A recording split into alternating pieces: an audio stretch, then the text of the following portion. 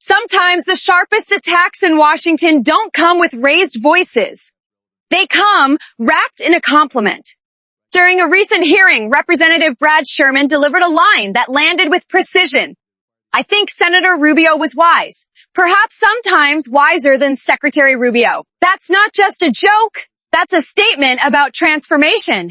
Because Sherman wasn't just criticizing policy, he was suggesting that something changed when Marco Rubio moved from the Senate to the executive branch. Let's unpack what that means. Representative Sherman. Mr. Chairman, I'm going to use the first minute or two to deal with an issue perhaps relevant to the Middle East Subcommittee and also to the rights and privileges of members of this committee. There are a number of statutes that require the administration to give notices to the committee. And of course, in due course, those are shared with the ranking member and notices shared with all members of the committee. There's probably nothing more important than preventing nuclear proliferation, and an important part of that is whether we agree to a nuclear cooperation agreement with such countries as Saudi Arabia. These come together because in 2020, I was able to add Section 1264 to the NDAA, which requires that before the president even begin to allow Congress to review a nuclear cooperation agreement with Saudi Arabia, he has to file 90 days in advance of the beginning of the review a statement with this committee, a report. And in fact, it appears that a report was filed in late November. It is quite possible that this report went to your personal office rather than the committee's office, in which case it would have been ineffective and the clock would not have started. In any case, no Democrat became aware of this, at least no Democrat on this committee became aware of this until this month. Now, I hope that this committee will draw the line and say that report has not been filed with the committee, at least until February, and that's when the 90 days begins. But much more important, we've got to look at whether we want a nuclear cooperation agreement with Saudi Arabia that does not have the safeguards that we negotiated with the UAE. And that's why I hope members of this committee will co-sponsor a bill that I've sent a dear colleague out on that is the bill that Senator Rubio and I introduced in 2018. And it requires that for a nuclear cooperation with agreement with Saudi Arabia, there has to be an affirmative vote of Congress. So while the procedure is interesting, the substance has got to be that we need an affirmative vote. I think Senator Rubio was wise, perhaps sometimes wiser than Secretary Rubio, and I hope that all members will join me in that effort. As to the statement of our witness who says that whoever leads in AI will lead in this century, I agree with you. But you assume it's going to be the United States or China. Some people might bet on Europe. But your statement doesn't start on the idea of what if AI itself is in control. Humankind is spending trillions of dollars to make AI more powerful.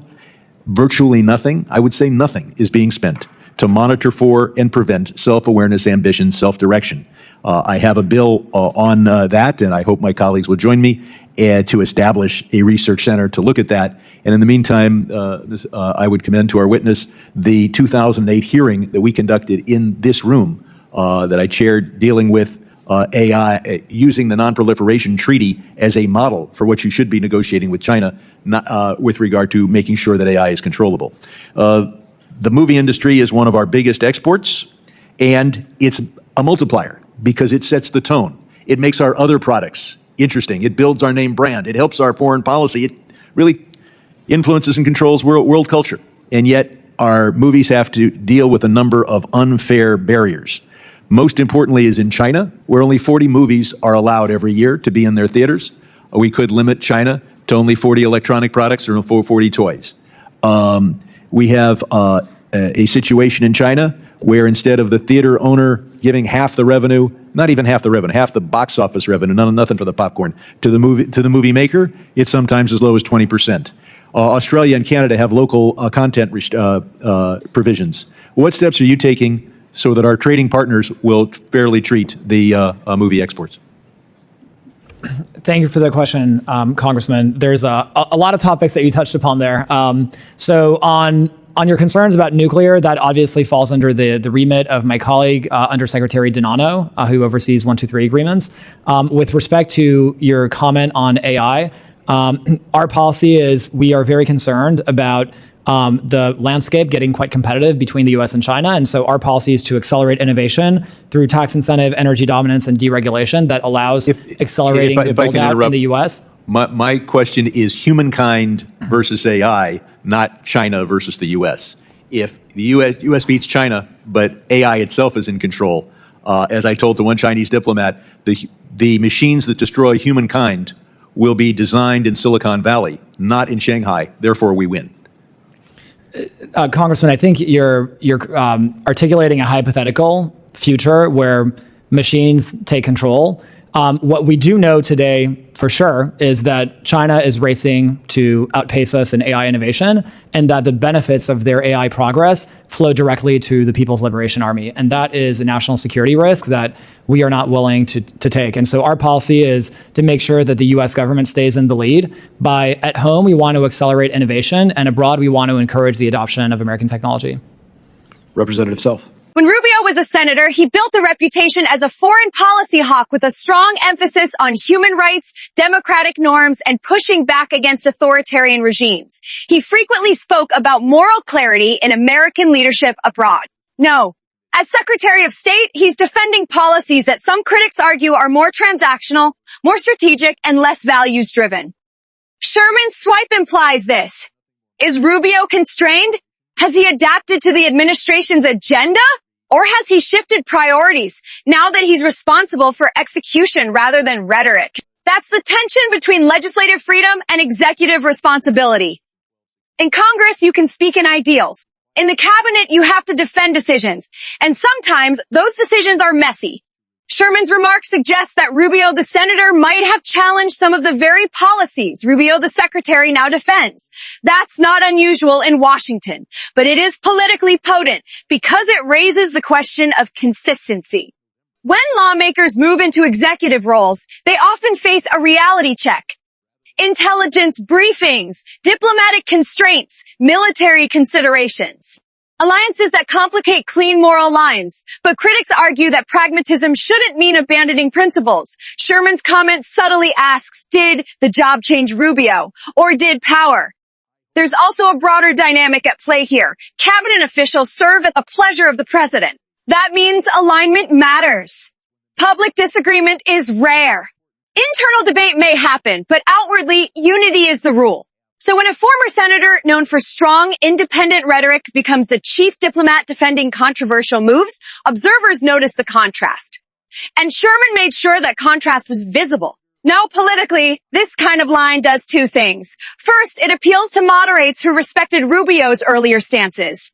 It plants the idea that today's policy choices may not align with his original principles. Second, it signals to voters watching closely that experience in Washington doesn't always translate into consistency in power.